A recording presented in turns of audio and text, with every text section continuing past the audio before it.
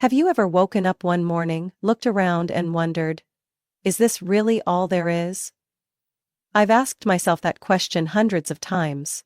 But then I'd shake my head, convincing myself that stability is its own kind of happiness.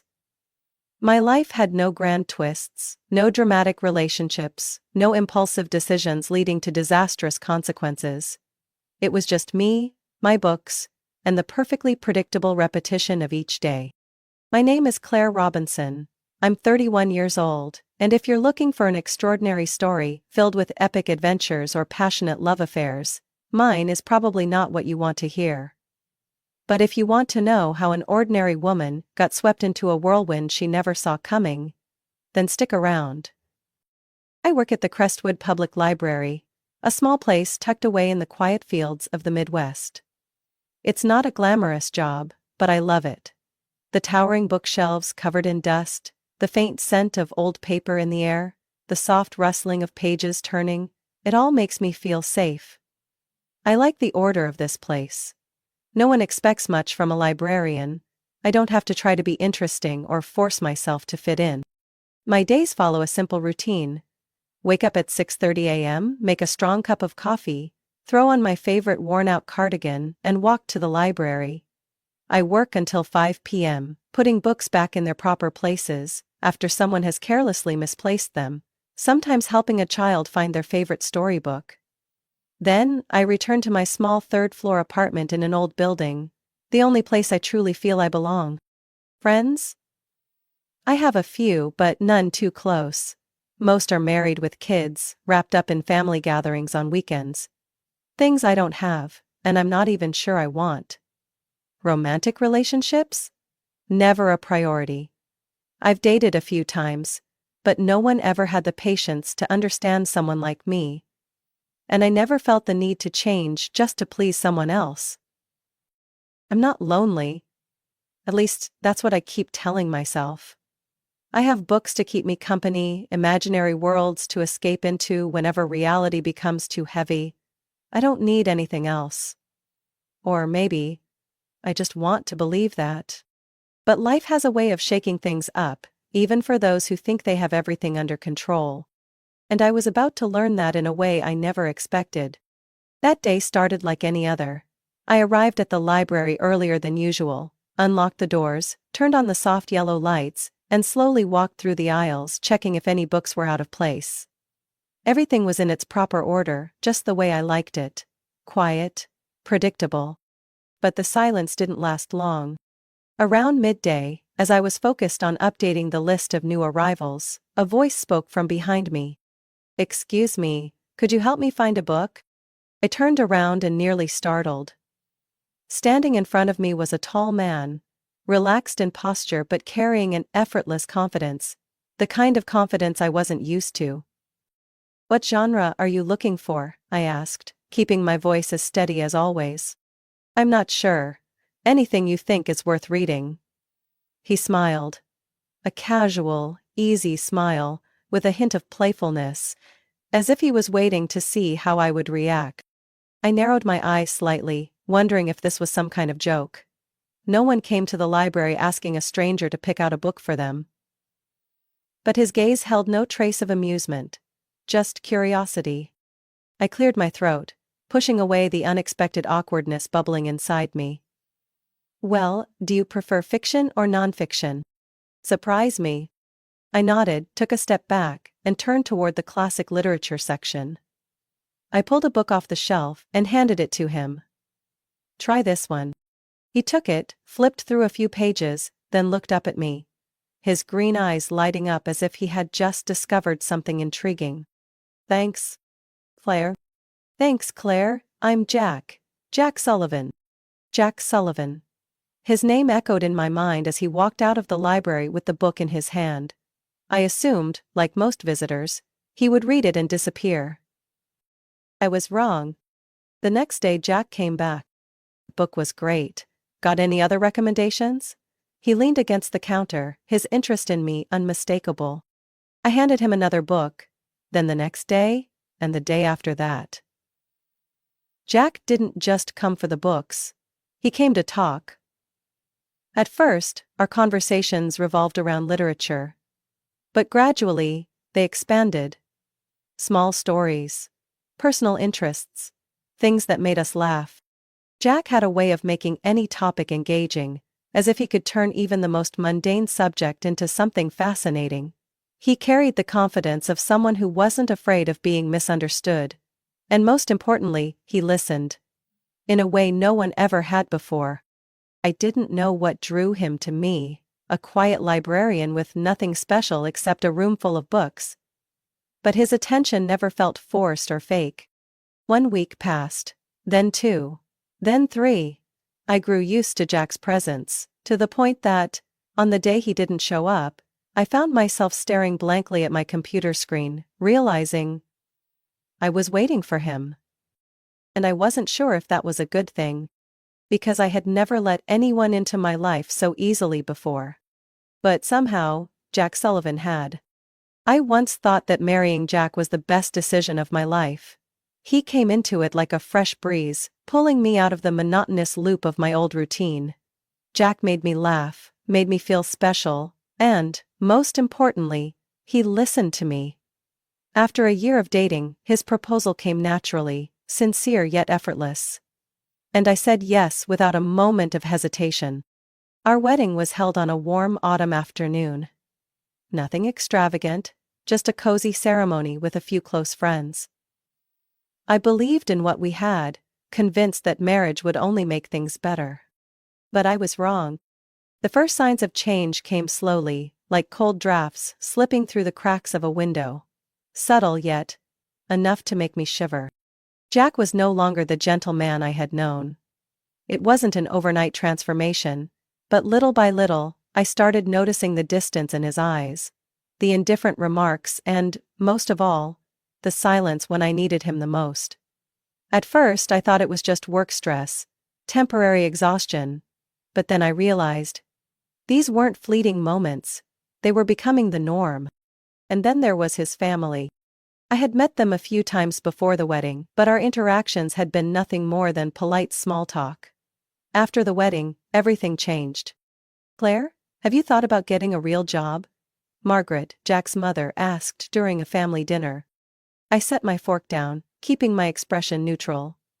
"The library is a real job, Mother." "Oh, of course," she smiled, but there was no warmth in it.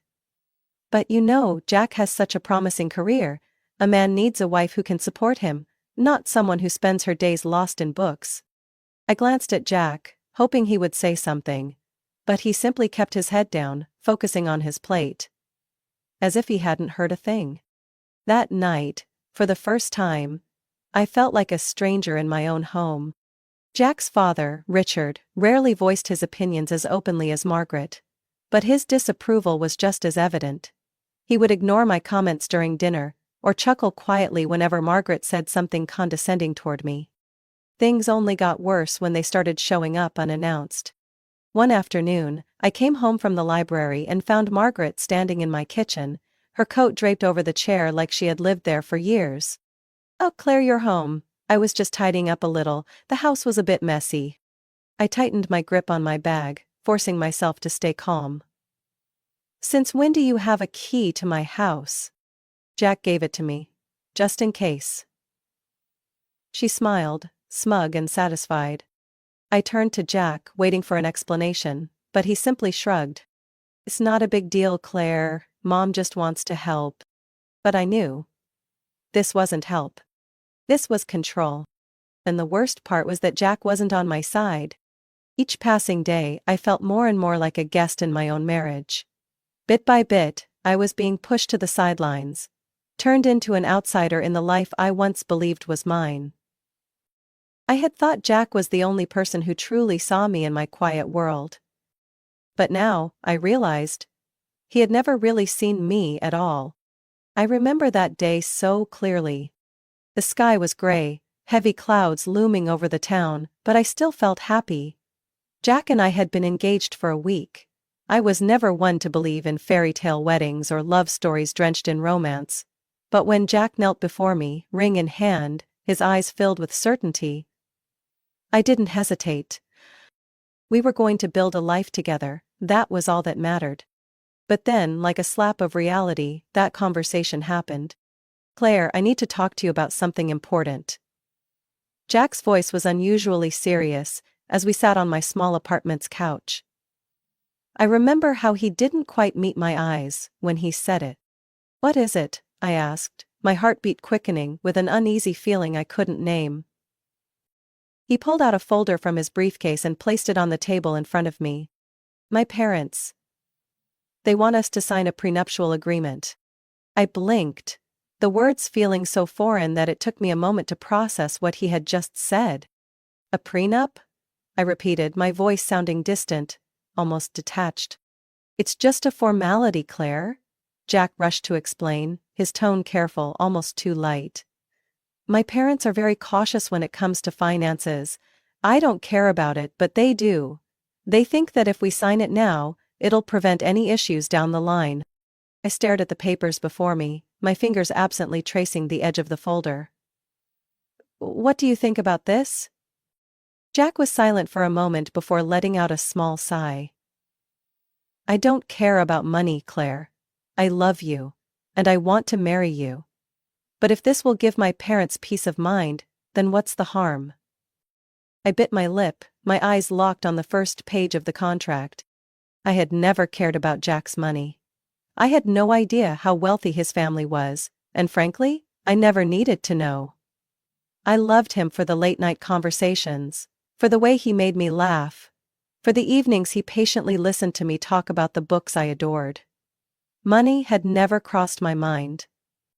But in that moment, as I stared at the contract in front of me, a realization hit me with absolute clarity. They didn't trust me. Who did Jack's family think I was? Some gold digger, a woman waiting for the right moment to take everything if things went wrong? I took a deep breath. I didn't want a stupid contract standing between Jack and me. I didn't want to make this a bigger issue than it had to be. So, I picked up the pen and signed on the blank line at the bottom. "Done." My voice was steady, controlled. Jack looked at me for a moment before reaching out, gently squeezing my hand. "Thank you, Claire. I know this wasn't easy." I gave him a small smile, but something inside me had already begun to crack. I didn't tell Jack that the moment I signed that paper, another thought had crept into my mind. If he truly loved me, if he truly trusted me, then why did we need this at all? I can't remember the last time I felt at peace. Life with Jack had become suffocating. His parents' unannounced visits, their scrutinizing stares, the subtle yet pointed remarks, they all made me feel like a stranger in my own home. Jack, who had once been my emotional anchor, had become distant. Every time I tried to talk about what was happening, he would shake his head and tell me I was being too sensitive. I endured it. I kept telling myself that love was more important than these small conflicts. But my body didn't agree. It started with occasional headaches, then dizziness. Each day I felt more exhausted. The endless nights of insomnia drained me, and no matter how hard I tried, I felt like I was drifting further away from my own marriage. And then, on an ordinary Tuesday morning, I collapsed, right in the middle of the library. When I opened my eyes, the bright white lights of the hospital ceiling made me squint. The first thing I felt was pain, a dull, aching sensation spreading through my body. I tried to remember what had happened, but everything was a blur. "Miss Robinson, how are you feeling?" I turned my head to see a middle-aged doctor standing by my bed, his face carrying a mix of concern and professionalism. What's wrong with me?" My voice was dry, barely above a whisper. "You've suffered from severe exhaustion. Prolonged stress and pressure have taken a toll on your health." He studied me for a moment before continuing in a gentler tone. "You need to rest. More importantly, you need to remove yourself from whatever is causing this decline."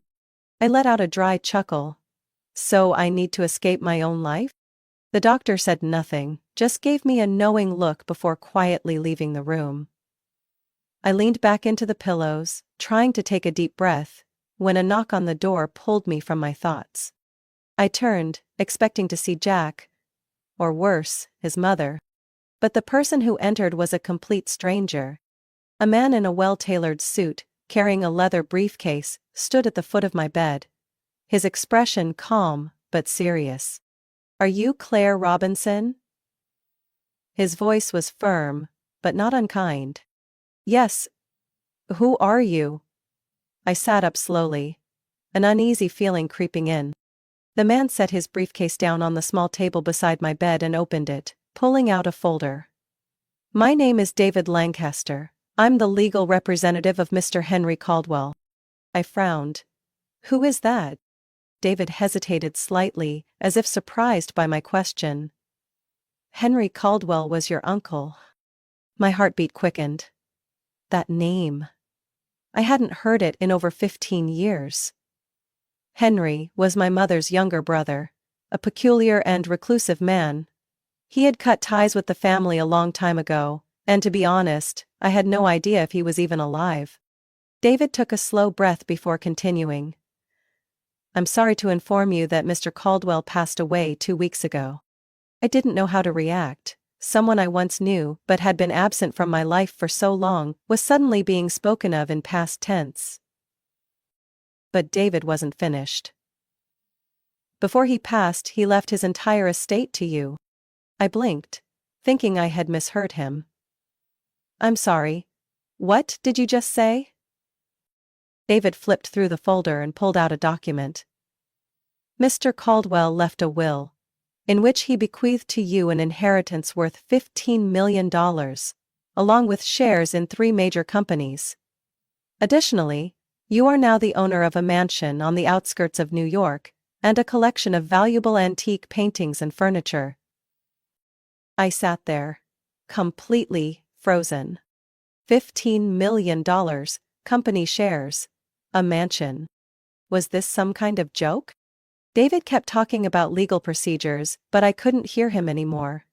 My mind had latched onto one single thought. My life just changed. Forever. Jack arrived at the hospital the next morning. I had expected an argument, a flood of questions about my health. But no. The first thing he said when he stepped into the room was, "I heard you just received a massive inheritance." I stared at him, a mix of shock and bitterness rising in my chest. "So the news spreads fast, huh?" I replied, unable to hide the sarcasm in my voice. Jack let out a small chuckle and stepped closer to my bed, but the warmth in his eyes was gone. Instead, there was something else. Calculation. A kind of scrutiny I had never seen in him before. $15 million, company shares, a mansion. "Claire, this is huge," he said as he sat down in the chair beside me. I crossed my arms, leaning back against the pillows. "Is that so? But tell me, did you come here to check on my health? Or to ask about my money?" Jack forced a smile, but I could see the discomfort behind it. "Of course I care about you, it's just, this changes things. We're married, Claire. Our life is going to be different now. You may not realize it, but this affects both of us." I felt anger simmering beneath my ribs. "It affects both of us? Or are you just wondering how much of it will benefit you?" Jack raised an eyebrow, pretending to be hurt. "What are you saying? I've never cared about money between us." I said nothing. Just watched him. Waiting. Jack sighed, then reached for my hand. "Listen, Claire, this could be a great opportunity for us to start a family." I froze. Start a family?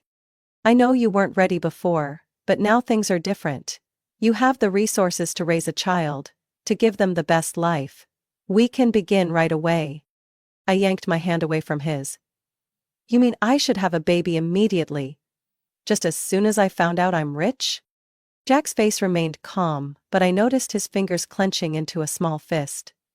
"That's not what I meant, but, let's be realistic, Claire. We're married.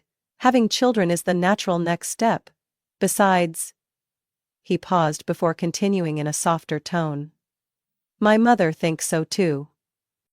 I let out a dry, humorless laugh. "So Margaret is part of this plan too?" Jack didn't deny it, he just stared at me, as if waiting to see how I'd react. Suddenly, everything became painfully clear. I wasn't just Jack's wife. I was a tool. A means to ensure that this fortune remained within his family. They didn't want me to have a child out of love, or because we wanted to build a future together. They wanted to tie me to them permanently, to make sure I could never leave, never escape their control. I felt sick. Not from my condition, but from the sheer deception standing in front of me. "Get out, Jack." He frowned. "What?" I said, "Get out, I need to rest." Jack stared at me for a long moment, as if debating whether to argue. But then, he stood up. "Claire, think about this. We could have a beautiful family. You just need to see things in a more positive way." I didn't respond. I just looked at him, waiting. Finally, Jack let out a sigh, took a step back, and walked out of the room. The moment the door clicked shut, I closed my eyes and took a deep breath. I wouldn't let them control my life any longer. And this time I wouldn't give them the chance to. Jack came home that evening, but I didn't wait for him to talk. I had spent the entire afternoon in the hospital, thinking about everything. How he and his family had treated me, the control they tried to exert, the way Jack suddenly pushed for a baby right after I inherited the money. And I had made my decision. I wasn't going to let them manipulate me for another second. When I walked through the door, Jack was sitting on the couch, his phone in hand, but the moment he saw me, he quickly stood up. "Claire, you're home. I made some soup for you. We need to talk." I cut him off. Jack hesitated, clearly uneasy with the coldness in my tone.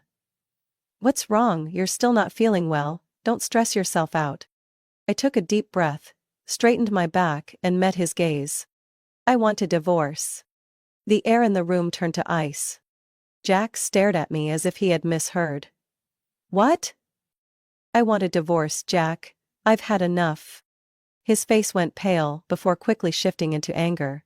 "Claire, what the hell are you talking about? We've been married for less than 2 years. You can't just say you want a divorce like it's nothing." I smirked. "It's not me, Jack. It's you and your family. From the beginning I was never seen as a wife. Just a tool. A puppet for all of you to control. You don't love me. You love the idea that I would always be tied to you." Jack let out a dry laugh, but I saw the flicker of panic in his eyes. "You're being emotional, Claire. You need to calm down and think this through. We can start over."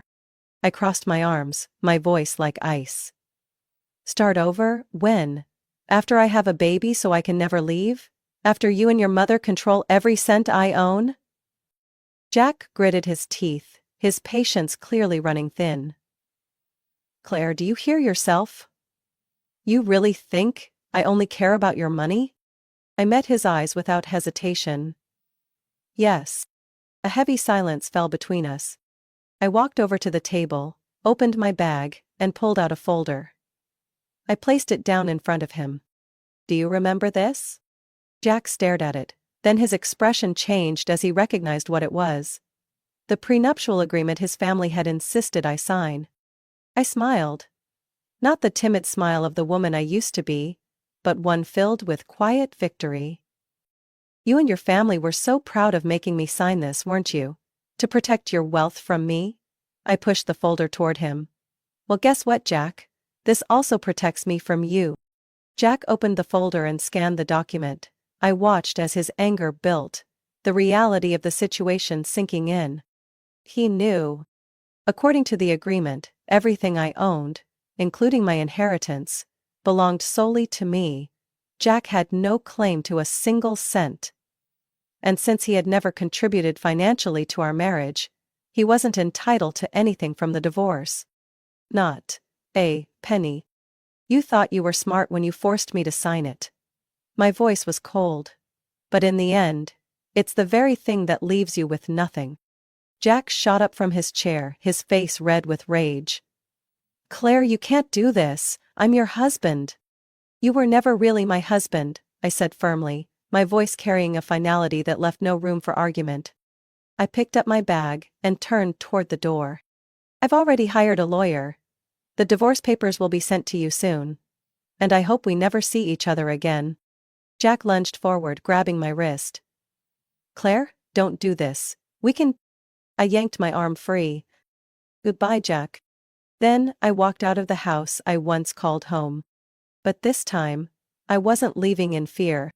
I was leaving with a freedom I had never had before. I never knew that freedom could feel this light. After leaving Jack, I moved out of the house I once called home and into a small apartment in a quiet neighborhood on the outskirts of New York. It wasn't extravagant, it wasn't flashy. Just a place that was mine.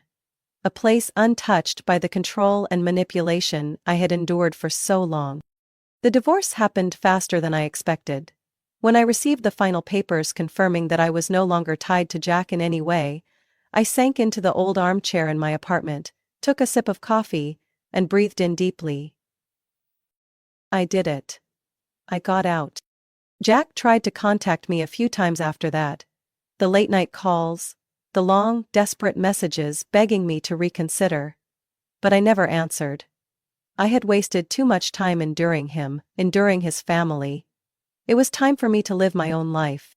And that's exactly what I did, on my own terms. At first, I didn't know what to do with my inheritance. Suddenly, having $15 million in my bank account felt surreal. Almost unreal. But I knew one thing: I wasn't going to let it define me. I donated a portion of it to charities I believed in. Education programs, public libraries, and shelters for women escaping abusive relationships. I knew what it felt like to be trapped in a life controlled by someone else. And if I could help even one person break free, I would. The rest, I used to make a dream come true. I had always loved books. Not just because they allowed me to escape reality, but because they taught me things no one else could. And now, I had the chance to share that love with the world. I found a charming little building on a quiet street near my new neighborhood. With the help of a few architects, I transformed the space into a cozy bookstore, Robinson's Reads. Tall wooden shelves filled with both old and new books, a reading nook with armchairs and warm yellow lights for those who wanted to stay a while. I even added a small cafe counter where people could order a latte and lose themselves in the pages of a book. Before long, my bookstore became a beloved spot in the community, a child excitedly running in to find the latest comic book, an elderly man quietly picking out a classic novel, a young woman sipping coffee while flipping through a self-help book. I didn't need a luxurious life, I just needed this. A place that was mine, a job I loved, and the feeling that I was truly living, not just existing. One afternoon, as I was arranging a stack of newly arrived books, my phone buzzed. I glanced at the screen, and a familiar name appeared. Doug. I stared at it for a long moment before sighing and pressing decline. I didn't need to hear anything else from him. The past was behind me, and I had no intention of going back. Pouring myself a cup of hot tea, I sank into the chair by the window, watching the afternoon sunlight spill across the bookshelves. This was my new life. A life I had chosen, no one else. Claire Robinson's story is not just about escaping a toxic marriage. It's a testament to the power of self-reliance and resilience. In reality, many people find themselves trapped in relationships where they gradually lose their voice and their sense of self, manipulated into submission. But like Claire, everyone has the right to stand up, set boundaries, and reclaim their own life. Money can change people's attitudes, but true worth isn't found in wealth. It's found in freedom, happiness, and the ability to control your own destiny. Claire Robinson's journey is one of empowerment and rediscovery. What do you think about her decision? If you were in her shoes, what would you have done? Share your thoughts, and don't forget to follow the channel for more inspiring stories about life and family.